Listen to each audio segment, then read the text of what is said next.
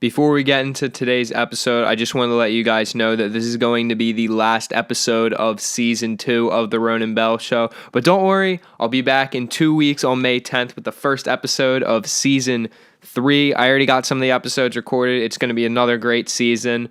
But just want to say a couple things before we start this conversation. Just want to say thank you guys for all the love and support that you guys give me. It's really awesome to see like some comments and likes and some DMs every once in a while. To just say like thank you for what you're posting, whatever it may be. It's really awesome to see that. I hope you guys are still liking the content that I'm putting out. But other than that, quick shots will still be coming out weekly. I'm gonna make sure I'm gonna get those out. Maybe twice a week, maybe once a week. Not sure over that 2 week span. Just depends on how much time I have with school and work and all that other jazz that's going on in life. But guys, if you want more content, go check out my Instagram at The Ronan Bell Show. If you guys like this podcast, hit that follow button. I hate saying it, but it does mean a lot, so you get updated whenever a new podcast comes out. But guys, other than that, really, thank you. Thank you for all you guys do for me. And yeah, let's get in the conversation. Love you guys. Shahrad, what's going on today, brother? Hey, Ronan. It's going well. How's it going with you? Thanks for asking. You know, man, I can't complain about anything really today. Woke up and breathed today. So that's like, the first win of every day. And I think everyone should be appreciative of, just waking up and be able to take a nice big deep breath of air. You know what I'm saying? Yeah, exactly. Thanks, God. Thanks, God. Everything's going well. And also you are healthy, wealthy, and fine with your new podcast episodes. And I'm really happy to be one of your guests. And thank you so much for inviting me. And it's a great honor for me, to be honest. Yeah, of course, Sharad. So let's get into a couple of things. So let's start off. Where are you from exactly? Because you're not from America, right? Right. You're right. I'm from Iran, or somebody call that Iran. But you know where I'm talking Yeah. about.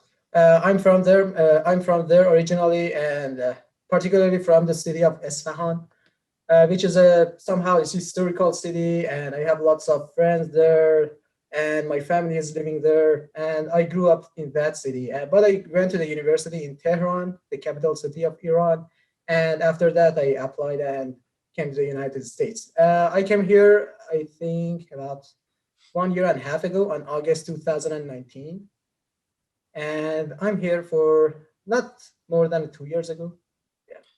Oh, okay. So you're still getting used to, the place, especially coming from, dude, you're crossing the ocean to get here. It's a whole different world coming in to America from the outside. And usually, we're from the inside looking out, which is a different perspective, which I'm very interested about. So how was it like, what's the process like coming to America for school?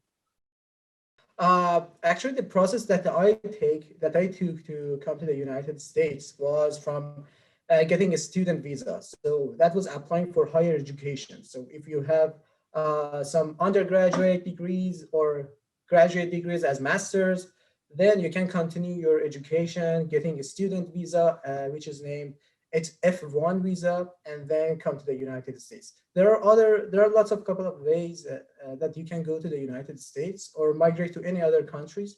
For example, if you are you are a professional athlete, professional artist, or you can go with investing or other types of things, such as lottery. I don't know if you have ever heard of that. Lottery is something that each country has a certain capacity to send some immigrants to the United States. For example, I think Iran has about 3,000 people capacity for each year. Huh. Interesting. They can get green card, but that's only by chance. That Yeah. doesn't have any valuation or something. Yeah, at least Correct? I'm sure that like that's what I know. A lot of people from outside or like outside of the country come here for like education. So you're kind of in that realm. So let's get into it. How did you like what are you doing at Penn State really? So you said like you're already, you got your bachelor's and master's degree, right? So why come to Penn Correct. State? I got my bachelor's degree in civil engineering, and also I got my master's in construction engineering and management. But to be honest, I wasn't that much satisfied with area that I was studying in because I was deep interested in new technologies, emerging technologies, applying them, knowing what are the new technologies and how to use them. And civil engineering wasn't that much uh, to the point that I was interested in. So I decided to change my major somehow and go to artificial intelligence and somehow combine to we call that interdisciplinary majors that you combine, for example, two separate majors. So right now I'm working on a field that I can combine artificial intelligence and construction industry together. Yeah, Yeah, I that's really interesting, man, because that's like that's really two different things. AI, in the engineering world, but yeah, also very different, especially with the whole AI's blown up. It's like that Elon Musk guy is literally just, taking over the world, it seems like. He's talking about building his own city, running on Dogecoin, exactly. which is absolutely wild. So, what makes you so interested, in the AI technology? Yeah, first of all, I think the future is nothing more or less than AI, nothing. And I can just give you a simple example about Elon Musk that you just talked about it.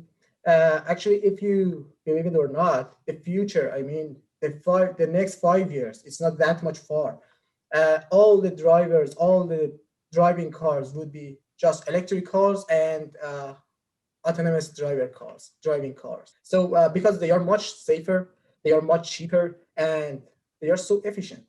You know, Oh, this is exactly. one of the practical usage of AI that you can see in the futures. Right now, only Tesla.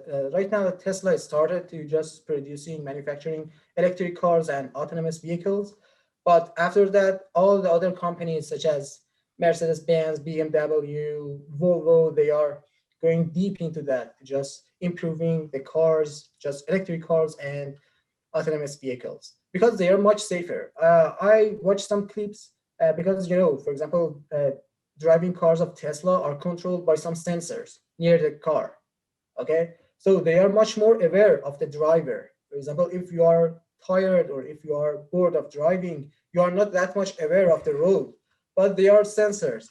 They don't they don't get bored or they don't get tired. Yeah. So they are aware of every directions of the car and they can pay attention to everything. And I saw some accidents, some terrible accidents that were avoided by the Tesla cars because they could understand that the car was hitting the driver from somewhere that the driver couldn't see. So suddenly the car stopped and so that accident didn't happen. So the future definitely goes with autonomous drivers, autonomous vehicles, and that was just a simple sample of application of AI in the future industry and in the future world. That is why I was so interested in AI. And right now I'm working on some projects, which is the application of AI in construction industry, and I'm working specifically on application of AI in predicting failures in facilities. For example, so have you ever experienced not having a good cooling system or heating system in a really cold climate? Pretty much every dorm at Penn State. Yeah. Yeah, exactly. So you first of all you need to report the failure or report the issue. Then some practitioners will come and visit the failure. If they can fix it, they will fix it, or if they can't, so it will take again several days to prepare some materials, to prepare some uh, new tools, and then fix the failure. But the thing that I'm working on is that we are going to predict the failure a few days before they happen by using some sensors in the facilities. So my project is introduced by the facility by the OPP building, which is Office of Physical Plant at Penn State. And as you know, Penn State total assets of Penn State has about 2,300 buildings, and also which asset is about $7.5 billion in Wow. restoring and rehabilitation costs. And if I can just reduce the expenses by only 1 or 2 percentages, it will be a lot savings for the Penn State. Yeah, and this AI technology is going to help in that. Well, that's really interesting how you took your original major, what I'm saying, when you like go into civil engineering, the whole construction field, and now you're pairing it with something new that you're learning. So you took a level up to what you were doing before. So just like obviously, I'm not the guy to talk to about, AI and how it works, but I do find it very interesting. So does that go with a lot of coding and things of that nature in order to make these sensors work essentially? To be honest, yes, you need to be aware of the concept of the coding for that particular objective that you have. For example, is the machine learning? Is it, for example, detecting pattern recognition, or in which field are you working in? So you need to just know what type of coding you need for your work. But the rest of them are already codes available in the internet. So right now you can find everything that you want in the Google, and there are lots of sources that you can just copy and paste that. But you need to have the knowledge just to know what to do, just to know what you have to looking for. You know what I say? Yeah, yeah, no, I get what you're saying because that's the whole theory of like AI and everything is it's taking, computer science and engineering and let's mesh them together and see what we can come up with. Like I think the whole Elon Musk story is crazy because when he like builds something, he's literally like, "Well, I just built it because I wanted to." Like no rhyme or reason. Yeah. He's like, "Should probably have electric cars, way better for the environment."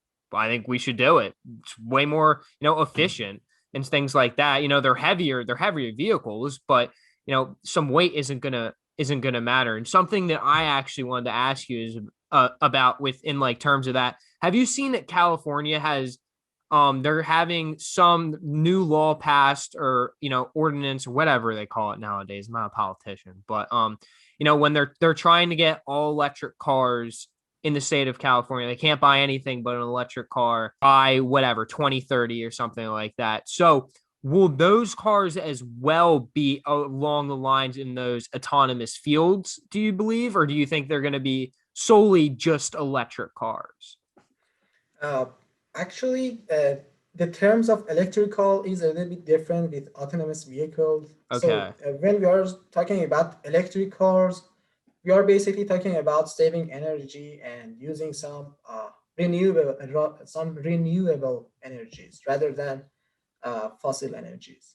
You know, so they don't pollute the air. They are good for environment and they are environmental friendly. So that is basically based on saving energy. That they are making some new rules for just using electric cars, for example, in the California. Yeah, and I think they are some of the goals of the Biden. So, as you know, when the Biden became the president of Yeah. the United States, the stock market and also the stock of the companies of renewable energies and especially the electric cars, so that was skyrocketing. Well, yeah, it's really interesting how, the world, like straight up electric cars are better. It is the fact for the environment. And like, I don't know if you ever sat in a Tesla or anything, but it literally feels like you're riding like on a roller coaster. Like there's no gear shift or anything. Like how it works is way beyond me. You can probably figure out, like, you're way smarter than I am in terms of that. And hey, man, I can't figure it out, but I just think it's so cool. Like there's no gear shift, there's nothing jarring at, you're not switching anything. The car's literally doing all itself. And that's where like there's not as many problems as well. And Right. this is an interesting question. So you're trying to get like AC to fix itself. So like say I'm driving a Tesla car. Could that technology potentially work in the car as well? Could your like the thing that you're working on be applied to things other than heating and cooling? Yeah, sure, sure. That's a really interesting question, and it made me thinking much better in application of my field in other areas. Actually, yes. The main goal of my research is predictive maintenance. So it means not only predictive maintenance for facilities. Right now, it is only the scope of my project is right now the predictive maintenance of Penn State facilities. Okay, but the main goal is predictive maintenance of anything. So, for example, just just think about that. For example, you are driving a car and suddenly something happened to your to the engine of the car, and you just need to stop by and ask for somebody's help, somebody to pick you up, and you move the car to the mechanics and fix the car.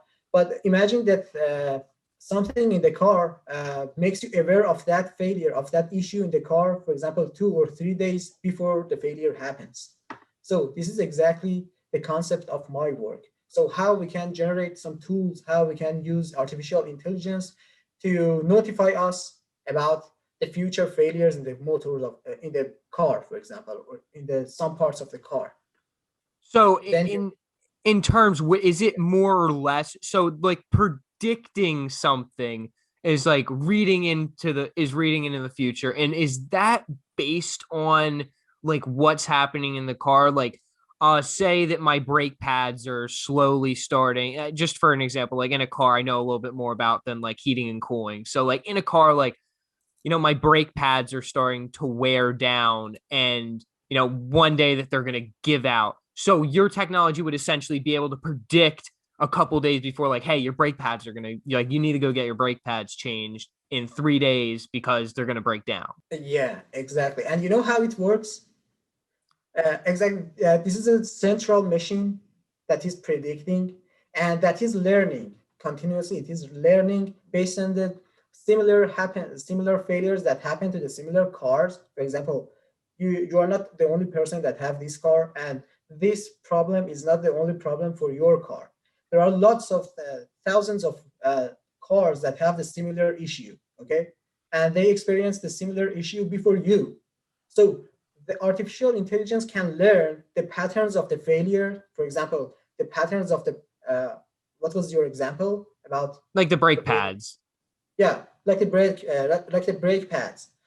It can learn from the similar situations in other cars, and if the symptoms of that issue is happening in your car, it can notify you before it actually happens. So how am I, so if if I'm right with this, I'm not 100% sure, but so in my brain that I'm thinking, so like this technology basically is way better the more that it's used. So if I put it in my car today, it might not be as good as if it was, 10 years from now, correct?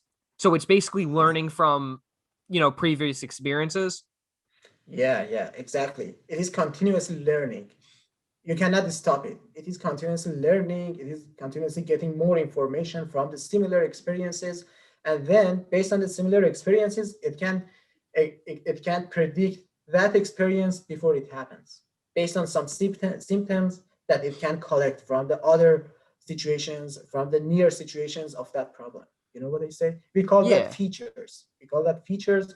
They are some measurable metrics that can help the artificial intelligence to predict something. That's really interesting. That's really interesting. So something else that I kind of want to bring up is, we're on this AI topic. So Neuralink, what do you think about it? Neuralink, yeah, but I prefer to not go deep into that because this is a new topic, especially for me.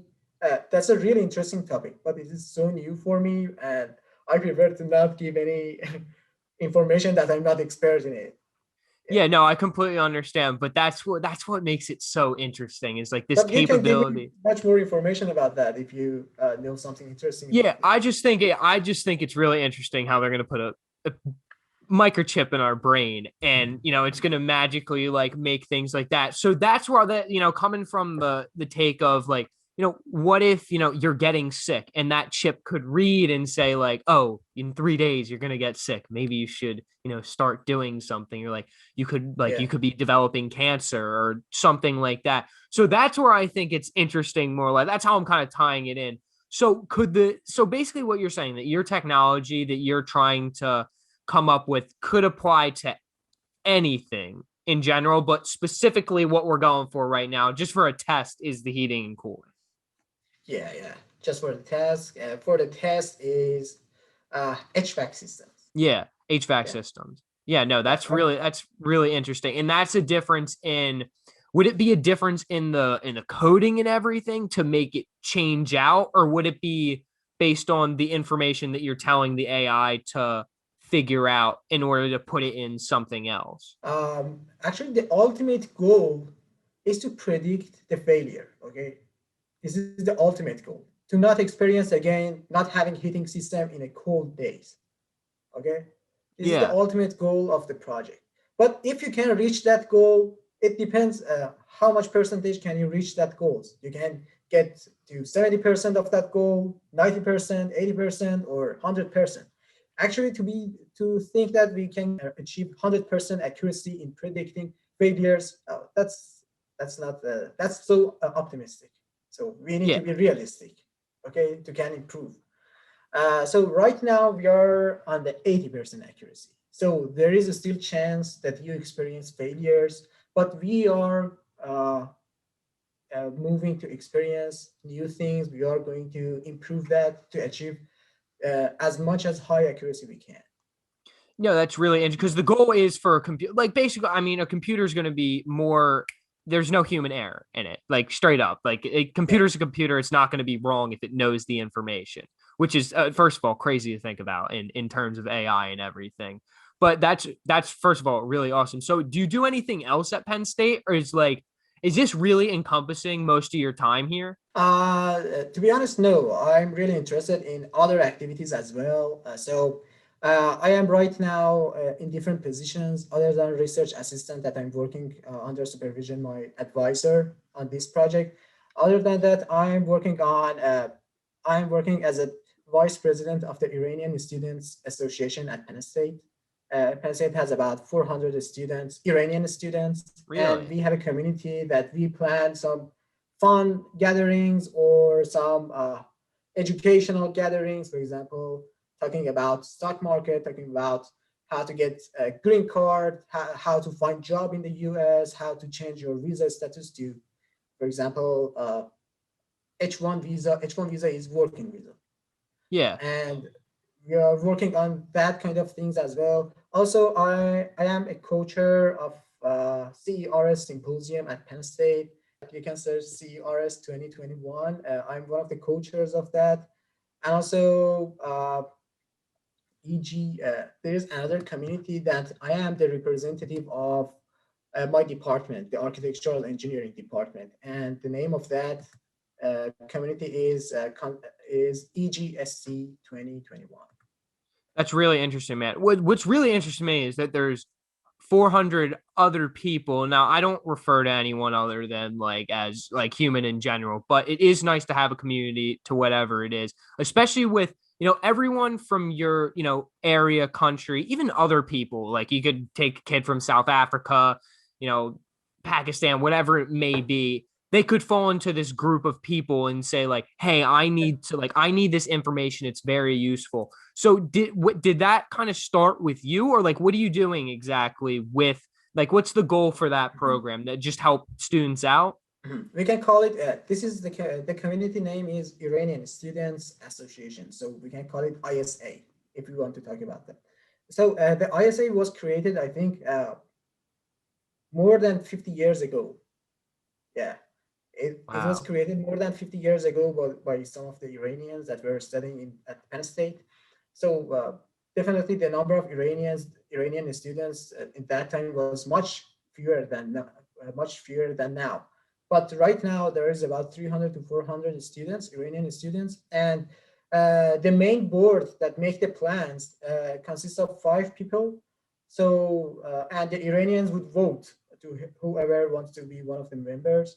So they vote who wants to be, and so I could be one of the vice presidents of this year. Yeah, that's awesome. No, Yeah. that's really cool. So when you said But you we like talk. didn't create that. I mean, it was created about more than 50 years ago. Yeah.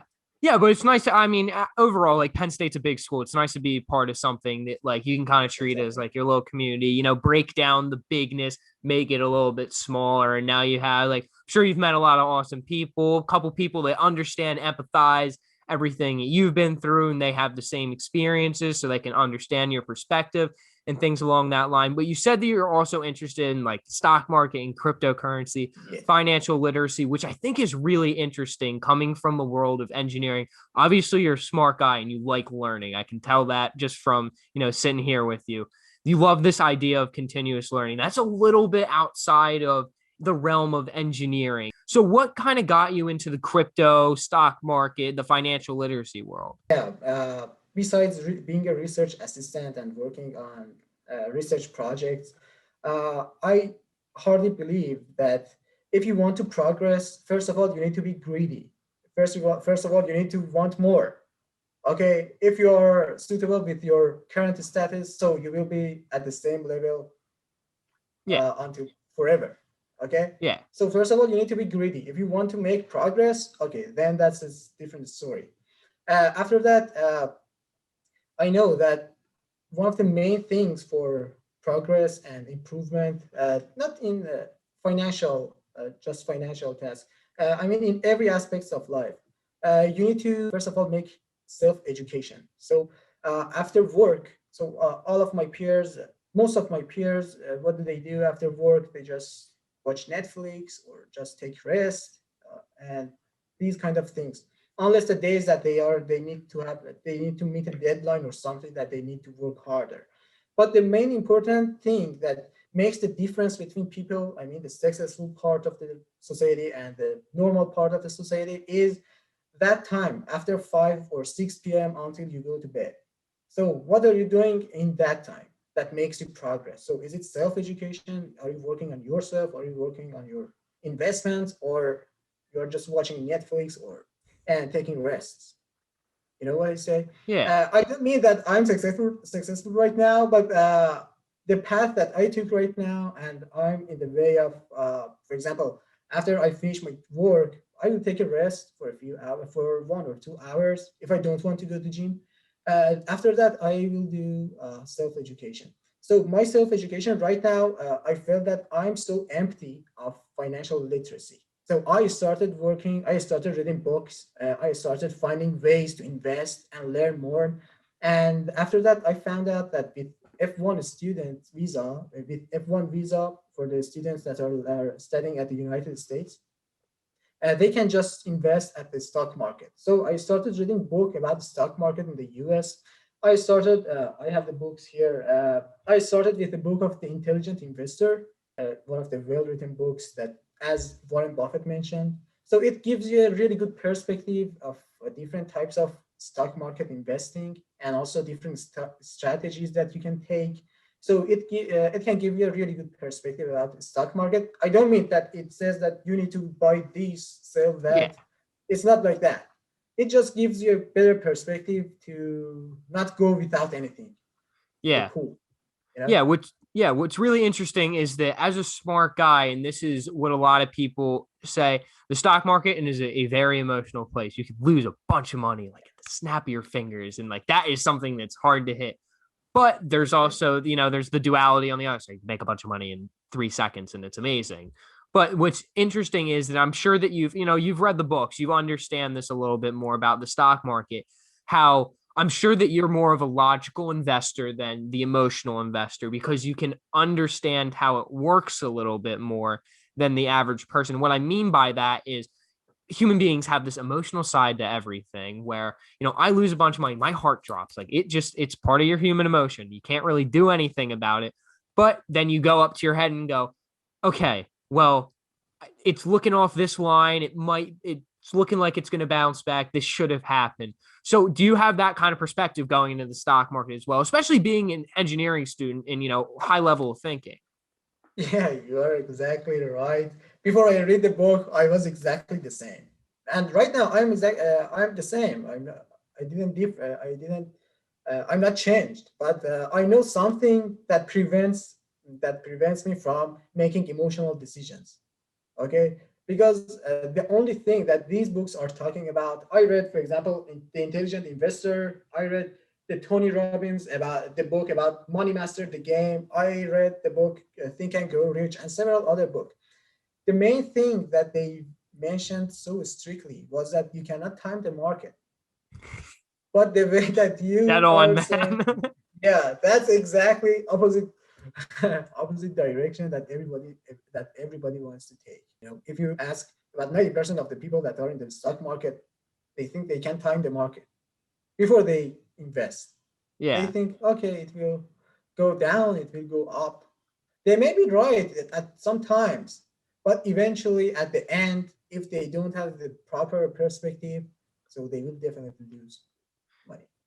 Yeah, oh, 100%. Stock market is a wild place. It's an absolute wild place. That's why I like those guys. If you ever seen the movie, if you haven't seen the movie Wolf of Wall Street, go check it out with Jordan Belfort and anything. Because my mom used to work at and works in a bond market, and she said it's Oh, kind of really? like that. Yeah, she said it's the movie isn't too far off, which is I thought was very funny. But anyway, so with the whole technology realm that you're in as well and engineering, what's your opinion on cryptocurrencies? Well, I think right now that we are talking about it, we are on April 2021. I think we missed the opportunity. We need to, we need to accept that we missed the opportunity because if you go right now in the market, I think, me personally think, that the risk of losing money is much higher than before. So if you were ever enough to, for example, deep into the market, go into the market about 1 year ago or 2 years ago, and just invest your money and don't think about anything. I know it's really easy to talk about these kind of things right now that Yeah. we see the market grow up a lot, but that risk would be much less than right now because right now the market is too high. I don't know, maybe it goes much higher. Nobody can time the market, Yeah. but I know the margin of safety is too low right now. You know.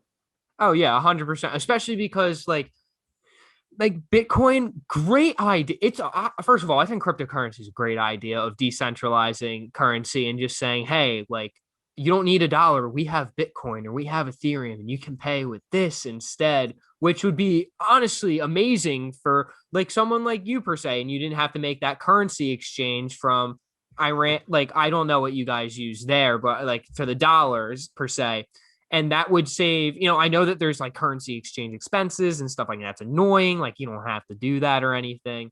So that's where Bitcoin and cryptocurrency and Ethereum and all that could really play a big role in.